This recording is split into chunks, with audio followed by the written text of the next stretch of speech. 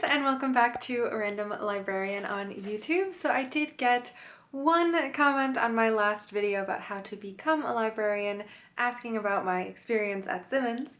So I figured I would just put this together, just a quick little video, or as quick as I can make it, and hopefully answer any questions that you might have about the MLIS at Simmons University here in Boston. So before getting into my experience as a graduate student, I do want to place this caveat at the very front of the whole video here, saying that I pretty much either worked multiple jobs, a job with many hours, or a full-time job during my time at Simmons, so I'm going to have a different experience than someone who didn't do so. I had some friends who worked less or who didn't work at all while they were in grad school, and they were able to be much more involved in campus life or kind of pre-professional clubs and things along those lines. They also did a lot of really interesting internships, whereas I did mainly classes at Simmons and my homework and everything, and the reading at the library, and I also did work. Those were kind of my two main things. There are a million different ways that you can complete your MLIS, that you complete any kind of postgraduate degree. So I don't want to limit that. I just kind of want to walk you through what I did, kind of any thoughts that I have, the things that I loved, the things that maybe I would think of tweaking if I were to do it again, and give a little sense of my version of Simmons University for anyone who's maybe considering it or just maybe wants to know a little bit about grad school in general. Okay, caveat accomplished, let's dive in. Program requirements for Simmons are actually pretty simple. The MLIS is a 36 credit degree. It's a degree that can be completed part-time, which is 3 to 6 credits a semester, or 1 or 2 classes, or full-time, 9 credits or 3 classes. I do have a friend who did 12 credits a semester, and they were able to graduate a full semester early, but wow. But wow, she had a lot on her plate, so I don't think that even she would recommend doing so, unless it's something that you really need to kind of bang out in a year and a half. There are 3 core classes that everyone completing their MLIS needs to do within the first 12 credit hours that they complete. These are listed as a number and a course title. So it's 415 Information Organization, 407 which is Reference/Information Services, and 488 Technology for Information Professionals. This last one can be swapped out if you're doing the library teacher certification, which is to become a school librarian, and that has a different number. I think it's 460 something. I didn't do that program. So because these are introductory classes, they sometimes feel a little simple, especially cataloging and reference, the first 2 classes that I listed. There's sometimes a little bit of a sense of, oh, have you been in a library before? Congrats, you pass. So that can be a little interesting. But these classes also do offer kind of a history of the degree, history of the different parts of the degree with cataloging, and how references changed through the augment of technology and things along those lines, which can be really, really interesting. And it's also kind of important in terms of learning best practices. There are skills there that are interesting and important to learn. However, they are also usually skills that you can learn on a job as you start your career. So things like cataloging, if that is something that you are trying to get into, of course, doing more cataloging specific classes are important. But for example, I took this one cataloging class. I do wish that I'd taken more because I think it is an interesting topic. But when I started at my current place of employment, I was just kind of walked through the cataloging process, wrote all the steps out, and follow that to this day. So it wasn't really the system that I had learned at Simmons that I was following. It's more the things that I learned on the job that I use. Something to keep in mind. if you're doing reference work, you might shadow someone for a while first, work with other people at the reference desk, and be able to figure out a set response to different questions, or like the way in which you answer them or who you direct people to can be very specific to your library. So it is good. Both of these classes are important, and I think that Simmons needs to offer them. But it's kind of frustrating to be spending money on these kind of courses when you also know in the back of your mind that you're going to be kind of relearning these as you go throughout your career. The third one is Tech for Information Professionals, and that is dipping your toe into more website building, HTML, CSS, those kind of things. Those are really interesting skills to know, just kind of in general. I ended up being really lucky that a great friend of mine who is a whiz at this stuff was in that class with me. Because of my work schedule and how far my first couple of jobs were from the city, I was never on campus during the office hours offered by our professor. So she was kind of able to sit down with me and help me figure out what we were doing in that class and put together a website that actually looked good and made sense and had some fun features on it. So that is definitely a downside of working as much as I did throughout grad school, and that I was very rarely able to put as much time into office hours and build up those relationships with the professors that I would have liked to do. But I got great experience along the way, so it's a little bit of a toss-up between the two. It would have been hard to do both. I am pleased with the way that my professional development happened during grad school. So after those 3 classes, there are a couple of tracks that students can decide to follow. So I completed a general MLIS, fitting classes where I could around my work schedule. There are also, in addition to just this kind of general track of like your 36 credit hours done, there are also more specific and much more structured tracks, and those are the archives track and the library teacher / school librarian track that I already mentioned above. These only allow for a few electives, and they only offer each one that you need to take a set number of times and a set number of semesters throughout your time at Simmons. So I know that it can be very stressful to get into all of the classes that you need to take. So I'm glad that I didn't have to worry about that for my personal path at Simmons. I did end up taking classes on everything from children's materials to specialized courses on different types of libraries, special libraries, academic libraries, digital libraries. I took a class on the medieval manuscripts from Charlemagne to Gutenberg, which was really interesting. We did things on like cultural heritage. I did things on diverse populations and how to best serve them, and even more than that, there was a lot of varied classes in my time at Simmons. My degree was, as a result, kind of all over the place, but if you want to, there are definitely ways to craft a degree that is more specific towards a job after Simmons.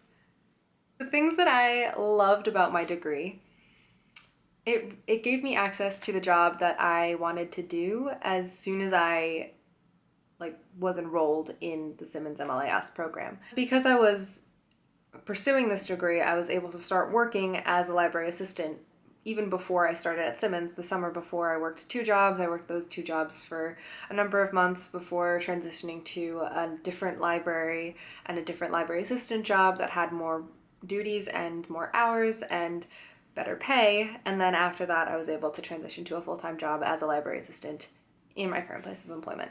And because of this kind of intense work schedule that I was working around, I ended up taking some really interesting courses, like the medieval manuscripts courses and digital website and archiving building course, like that I never would have thought to take otherwise.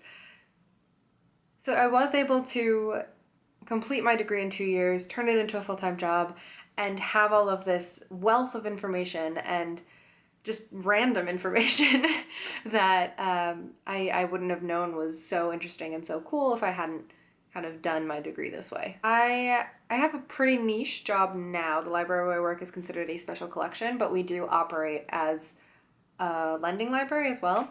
So we have a small team as on top of all of that. So I have a lot of flexibility and a lot of responsibility to the collection that I manage, and I think my broad approach to Simmons really set me up well and helps me run my collection to the best of my ability. I also met some really wonderful and just interesting fellow students and teachers along the way at Simmons, which was a huge joy, really. I know a lot of them are now doing extremely cool things in the field and outside of the field. Professors are also kind of aware that most students have a lot going on outside of their classes. I know in undergrad I always felt like there were teachers that would try to like weed out the week and things like that, and like that's not how it really works at Simmons, at least for grad school. I also found that in creating a schedule, because I was in the more flexible degree, classes really fluctuate outside of those specific tracks, and you are able to kind of, up until the last minute, reshape and create and form your semester that makes the most sense and that sounds the most interesting. So unless you're doing something very specific, and maybe even then, you can definitely wait it out and get into different classes that you're interested in without too much trouble. Simmons as a campus also is it's a beautiful place. It's right in the Fenway area of Boston. So there's a Simmons like academic campus, which is where grad programs and everything kind of happens. They also have a residential campus, which is where the undergrad students live, and it seems really cool. I haven't been in any of those buildings, but they're gorgeous from the outside, and I just want all of those students to know that they've kind of peaked in terms of location for Boston. So I hope that they appreciate it a lot. But the academic campus is right next to the Isabella Stewart Gardner Museum, and kind of a 2-minute walk from the Museum of Fine Arts. And Simmons IDs get you free access to both of those museums, which is really exciting. I had a couple of classes where we took field trips to the different museums, and it's really an amazing place to learn and to live if you're able to do so while pursuing your degree. I was really lucky, and I lived just in Mission Hill, which is kind of between Fenway and Jamaica Plain, for anyone who knows maybe the bigger neighborhoods of Boston. I just enjoyed most of what happened at Simmons between classes, professors, coworkers and students, the homework that we were assigned, the reading we were assigned, the different projects that we did together or singularly together or on an individual basis. I thought that it was a really interesting degree. And I don't regret it at all, but there are some things that I disliked, and I'm sure there are probably more that I've ranted about while I was completing my degree, but when I sat down to plan out this video, these were the ones that kind of stuck in my mind a couple years post-grad. Things I disliked about my MLIS experience at Simmons University. If you're completing your degree in 2 years, Simmons makes it very difficult to do all of your classes face-to-face and in person.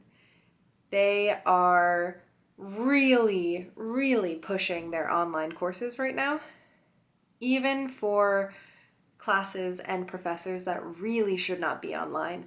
I had one class about special libraries, and it was hosted by a professor who was not comfortable with the digital age. He had a student kind of work as his TA. It was a really good friend of mine, and he had us send her our physical addresses so that he could print and mail us our papers. So someone like that really shouldn't be running something completely on a computer that we're being graded on. Luckily, my friend, the TA, was able to just, I think transcribe all of his comments on our papers and email them back to us, but I think she ended up doing a lot more work than she probably should have in order to make that class run. I also had friends who moved to Boston specifically to complete their degree at Simmons, and they were really frustrated that they had spent all of this money moving to a very expensive city, and they ended up taking courses online that they could have done from their home state. I'm sure it's great for those who do want to do their degree completely online, but as I was on campus, that's not really who I was interacting with. So I kind of agree with my friends and fellow students who were annoyed by the pressure to take online classes. I thought it would have run a lot better if I were able to take all of my classes in person. I think I learn better from someone speaking to me directly, auditory learning and note-taking by hand instead of note-taking on a computer and doing all of my assignments and coursework with a screen. So that was just something that kind of bugged me about my time at Simmons. Something I know that's been frustrating for classmates, especially once it comes time to look for jobs, is that Simmons keeps upping the number of students that they accept each graduating class. So the competition not only gets a little bit stiffer for classes while you're in your degree, it also gets really tough for jobs after you've graduated, especially because a lot of people, once they come to Boston, want to stay for a little bit. It's a really cool city, and we have a lot of libraries, but librarians tend to be librarians for their lifetime, and then you have an entire graduating class applying for the same handful of jobs that become available. And that can be really frustrating. If you're job hunting for a long time, it's kind of the worst. I wasn't personally at this kind of town meeting or town hall style meeting where this was said, but my roommate at the time brought up that issue with the board of, they had a selected jury of professors and admins and things like that to kind of address any concerns that students might have had. And someone brought up the fact that opening more spots and making it more competitive is to the detriment of those of us job hunting, that we're all competing against each other. And someone was kind of tone deaf to the situation and said, you have to move somewhere where you're competitive, where your degree means something. And it just, I think, went over like a lead balloon, because moving somewhere, even if you know that there's a job at the end of it, is a very expensive process. And if we have just spent all of this money on becoming librarians and obtaining our degrees, adding another cross-country move or to the middle of the country move or any kind of move on top of that is a little frustrating, possibly insensitive. So I don't know, I've heard that story a couple of times now. I just figured I would pop it in here. And while on the whole I had seriously amazing professors, most of the teachers that I had taught me a lot, both about their specific topic and about how to apply my degree in a way that is interesting and kind of out of the box, which I really appreciated. I did have a few teachers who had not worked in a library within the past 20 years. And those teachers also seemed to be the ones who had a my way or the highway sort of way about them, both in terms of what ideas we were allowed to express and put into papers, and how they were graded, and how that teacher perceived you really would have an impact on your grade.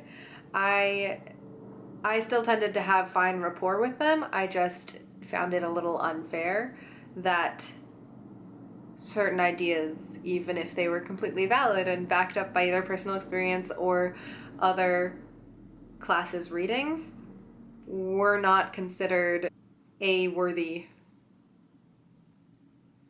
thoughts or papers or anything graded. It really didn't seem fair to me. And finally, this is just kind of, this is a statement from someone who did their degree full-time, so if you're planning on doing it part-time, you could probably ignore this completely. But while for the most part coursework is pretty manageable, things tend to be due all at once. So even if one course is manageable by itself, multiply that by 3 and suddenly time management becomes a huge issue. So it can get pretty intense and pretty stressful, and it's just something that I would warn you or caution you to be wary of in pursuing your degree, especially if you're doing it full-time. So I think that is all that I have. I'm trying not to do too many things where I don't think I have any more complaints. They might come up, and if they do, I'll make note of them and either put them in the comments below or the description box or something. But overall, I really did enjoy my time at Simmons, and I know I've said it before, but I really enjoy my line of work. I find it really fulfilling, and I hope that this helped in some way if you're either considering pursuing your MLIS, considering Simmons University, or, you know, or just interested in other people's stories and how they got to where they are in the world. Please let me know your thoughts down below. If you have any questions, I am more than happy to answer them. You can either put them in the comment section below, or I think my email is listed somewhere if you wanted to send me a message just one-on-one. So yes, I think that is all I have for today, and thank you guys so much for watching. If you don't have any questions but still want to help support this channel in its infancy, please consider hitting the like button or the subscribe button down below. Bye guys!